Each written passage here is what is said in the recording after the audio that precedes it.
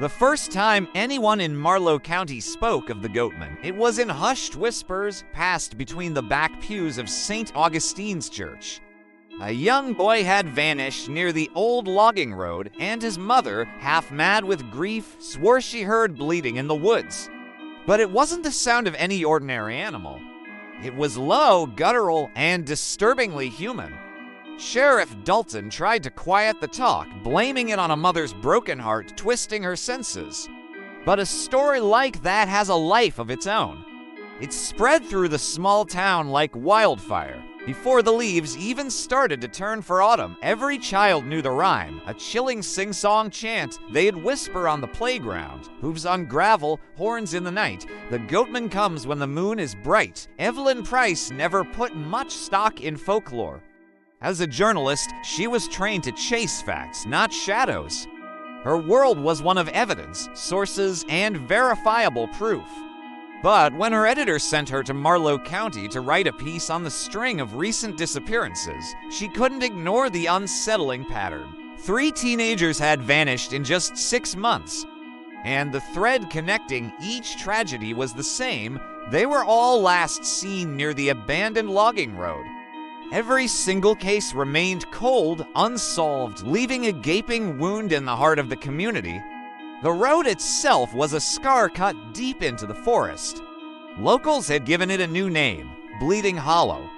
The asphalt was cracked and broken, being slowly swallowed by weeds and the encroaching wilderness. Evelyn parked her rental car where the pavement gave way to dirt and shadow, her notebook ready in her hand, and her audio recorder tucked safely into her jacket pocket.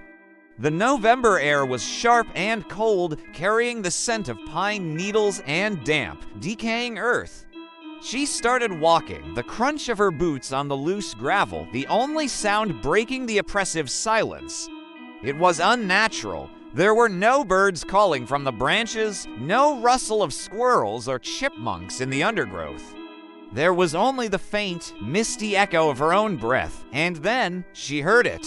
A distinct, sharp sound cutting through the quiet.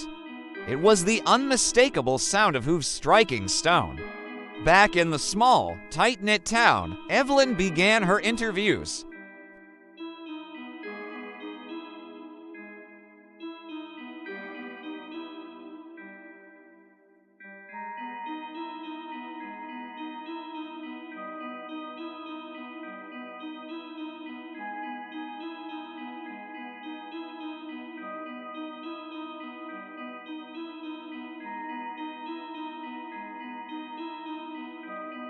Some claimed it was born of witchcraft, the result of a dark curse laid upon a greedy farmer who sacrificed his own animals in a pact for wealth.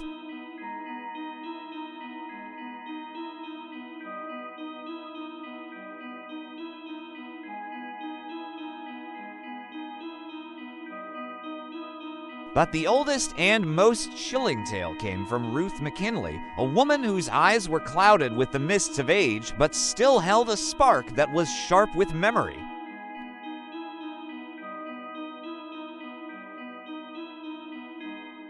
"He's older than this town," Ruth told Evelyn, her gaze fixed on something far away. "Older than the church, older than this road. The Goatman, he feeds on fear. He doesn't just hunt you.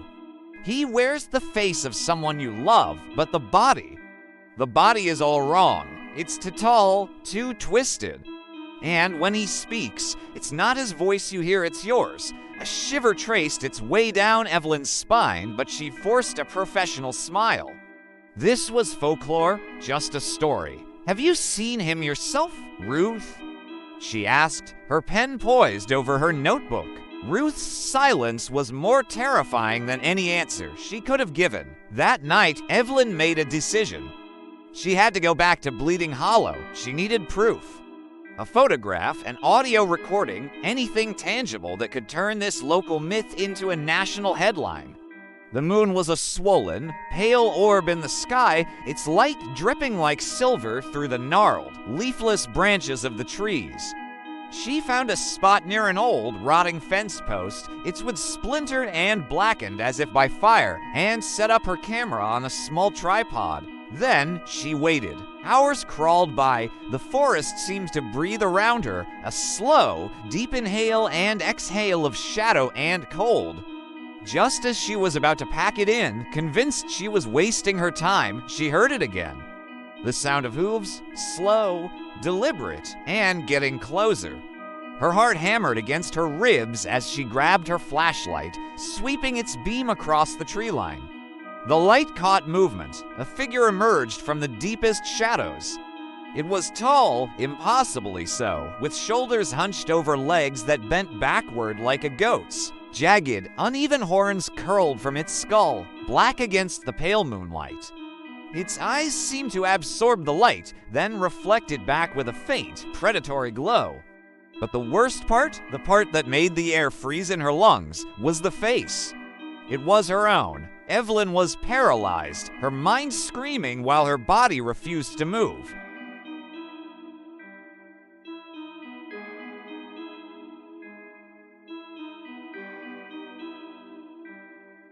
A perfect, chilling mimicry of her own tone, her own inflection.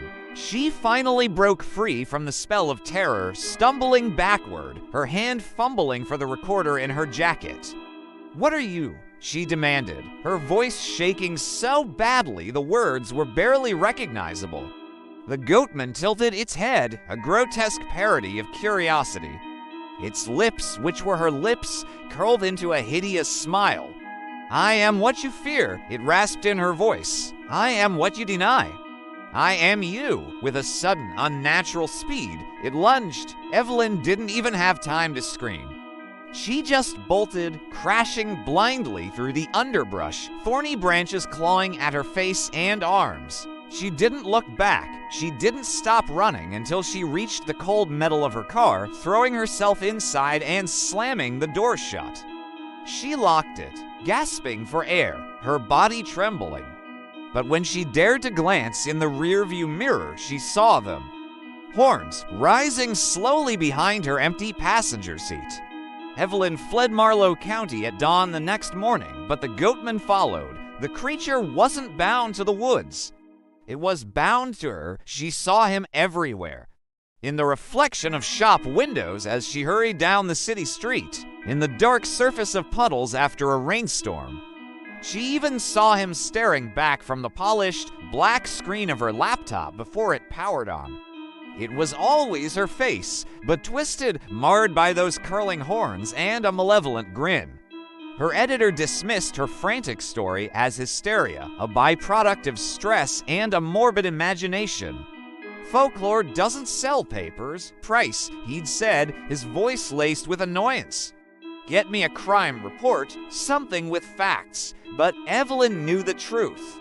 She tried to warn people, but they looked at her like she was crazy. And then, others began to vanish. A barista she'd had a brief conversation with. A cab driver who took her home one night. Each disappearance was a ghost of Marlowe County, leaving behind the same terrifying signs. Faint hoof prints in the dirt and the distant, imagined sound of bleeding in the night. Desperate, with nowhere else to turn, Evelyn drove all the way back to Marlowe County, back to the little house where Ruth McKinley sat in her rocking chair. "You saw him?" Evelyn pleaded, her voice cracking. "You survived. You have to know how to stop him."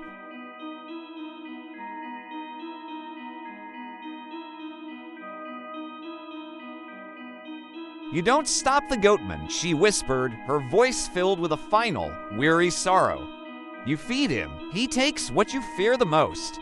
He consumes it and you along with it. And when he's finally done, he leaves nothing behind but silence." Evelyn shook her head, refusing to accept it. "No, there has to be a way to fight it." Ruth leaned closer, the candle light flickering in her ancient eyes. Her voice was now barely audible, a secret for Evelyn alone.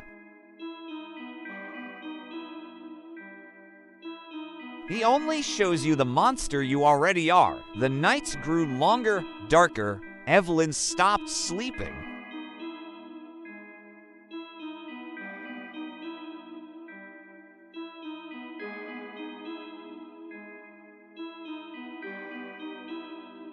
She started avoiding her own reflection, terrified of what she might see.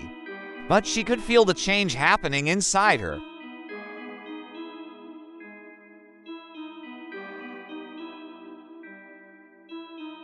She finally understood the terrible truth, far too late. The Goatman wasn't hunting her, he was becoming her. Or perhaps she was becoming him. Months later, a pair of hikers stumbled upon an abandoned car at the edge of Bleeding Hollow. Inside, they found a journalist's notebook. Its pages were filled with a frantic, looping scroll, the same 3 words written over and over again. I am the Goatman. I am the Goatman. I am the Goatman. Evelyn Price's body was never recovered. But the locals in Marlowe County will tell you, if you're brave enough or foolish enough to walk that old logging road after dark, you might just hear the sound of hooves on gravel. And if you're truly unlucky, you'll see a figure step out of the trees. A woman with horns who smiles at you with your very own face.